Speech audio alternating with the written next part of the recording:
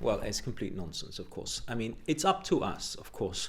We're the opposition. We can make legitimate criticism of things that are happening which are odd and are perceived to be clearly inappropriate. And that's what we're doing today. I mean, it's emerged in the case. And by the way, we've held back till the end of the trial to make these comments. Mr. Bigardo made comment publicly last week while the trial was still pending and while the verdict was pending. That in itself was inappropriate, but a matter for him. But the issue that emerged during the trial was that letters of assurance were signed for the police officers who have given evidence against Mr. McGrail in the McGrail inquiry were signed personally by the Chief Minister. Now, the law does not require, let's start here, the law does not require letters of assurance to be signed, let alone by the Chief Minister, because the law already makes clear what whistleblower protections are. So it was entirely inappropriate, in our view, for Mr. Bigardo to get involved in that process. Let me just pick up on those letters of assurances. On the one hand, you suggest that these were not necessary, but on the other hand, you highlight that the claimant in the sexual assault case against Mr. McGrail, for which he was found not guilty, said that she wouldn't have brought the case without that letter of assurance. So isn't that an added layer of security to assure those who do want to make public disclosures? But this is why this is so inappropriate. Look, let's step back from this. Mr. McGrail has made serious allegations about wrongdoing of the Chief Minister. All those things are going to be decided by the inquiry, by the chairman of the inquiry, the judge in question. Those issues are going to be decided at that point. The Chief Minister has to be very careful in the run-up to the inquiry not to be perceived to be involved in the evidence gathering process and in the evidence of allegations against Mr. McGrail. And that's why it's inappropriate for him to have signed these letters of assurance.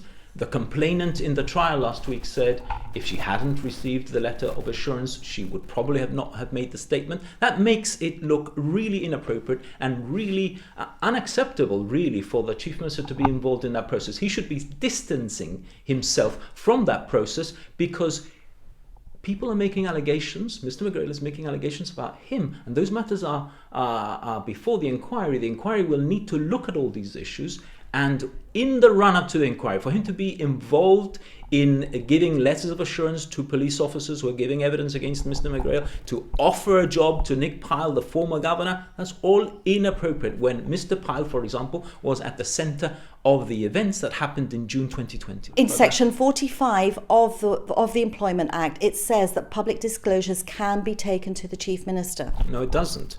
The Chief Minister is not mentioned at all in the Public Interest Disclosure Act.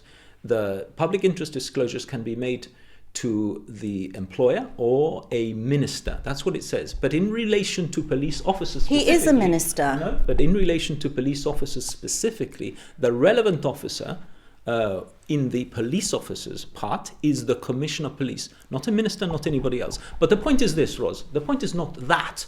The point is that there are accusations of wrongdoing by the Chief Minister, and those issues have not been determined by the inquiry. And I'm not making a value judgment one way or the other as to who's right and who's wrong in the inquiry. The point is that there are allegations, and when there are allegations against you, the Chief Minister should be distancing himself from the process so that no one can say that the evidence against Mr. McGrail has been polluted. That is why it is so inappropriate for the Chief Minister to be involved. Well, Mr. Azopardi, one of the allegations that you've made is that the Chief Minister has somehow benefited from signing off these letters of assurances, but the judge in his ruling last week made it very clear that there was no evidence of inducement given to the claimant in exchange for the letter, which only offered the whistleblowing protections afforded by the law. What I'm talking about is the perception that he is the beneficiary of any allegations against Mr. McGrail. And that perception is there because this is seen by everybody in Gibraltar as an inquiry where there are cross allegations by Mr. McGrail against the Chief Minister and senior people and against Mr. McGrail, and those allegations against Mr. McGrail happen to be underpinned by a letter of assurance signed by the Chief Minister. That was inappropriate. It's the process that was inappropriate, and the Chief Minister should be distancing himself, because those matters are going to be investigated by the inquiry, and otherwise it looks like the evidence is polluted. Well, regarding the complainant in the sexual assault trial being interviewed at Hassan's offices, this was the office of the Police Federation's lawyer, and the complainant didn't want to be interviewed at the police station. So what have these matters got to do with the Chief Minister? What I'm saying is that interview should really not have happened at the offices of Hassan's, because it seems to me strange that should happen there, given that the involvement of people who are senior within Hassan's in the underlying facts of the inquiry. It should have been an alternative venue, and there are plenty of venues that could have been considered, including the offices of the Director of Public Prosecutions, for example. Well, the Chief Minister says that you're using the McGrail inquiry for your own political gain. What do you say to that? Well, again, I think that's complete nonsense. Look, again, it's the role of the opposition to be looking at these issues of public interest, and commenting on them. That's what we've been doing since June 2020. We think the process needs to be unimpeachable. And so far, what we are seeing is inappropriate behavior of the Chief Minister, instead of distancing himself from the process, involving himself so that it looks like the evidence is polluted.